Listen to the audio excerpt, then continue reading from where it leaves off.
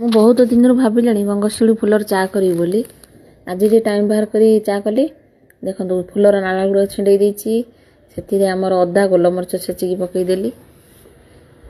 ଏଥିରେ ଆପଣ ଘିଅ ଟିକେ ପକେଇବେ, ଲେମ୍ବୁ ଟିକେ ଚୁପୁଡ଼ିବେ, ଚିନି ପକେଇବେନି, ଗୁଡ଼ ଦେବେ। ଏଇଟା ଆମର ସ୍ୱାସ୍ଥ୍ୟ ପକ୍ଷେ କ'ଣ ଉପକାର ଆପଣମାନେ କମେଣ୍ଟ ବକ୍ସରେ ଲେଖିବେ ହେଲା। ଦେଖନ୍ତୁ ଆପଣମାନେ ଜାଣିପାରିବେନି ନାଲି ଚା କି କାଢ଼ା ଜାଣିପାରିବେନି, ଭାରି ଟେଷ୍ଟି। ଦେଖୁଛନ୍ତି କେତେ ସୁନ୍ଦର କଲର୍, ବହୁତ ବଢ଼ିଆ କଲର୍ ଆସିଯିବ ଏବେ। ଆପଣମାନେ ବି ବନେଇକି ପିଇବେ।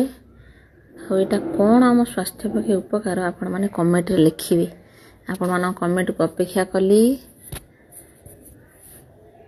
ନିଶ୍ଚିତ କମେଣ୍ଟରେ ଲେଖିବେ ହେଲା। ଦେଖନ୍ତୁ କେତେ ସୁନ୍ଦର ହେଇଛି କଲର୍। ଦେଖନ୍ତୁ ଆପଣ ଦେଖିବେ ବୋଲି କଲର୍ଟା ମୁଁ ଢାଳିଲି ଏଥିରେ ପ୍ଲେଟ୍ରେ। ଦେଖୁଛନ୍ତି କେତେ ବଢ଼ିଆ ଲାଗୁଛି।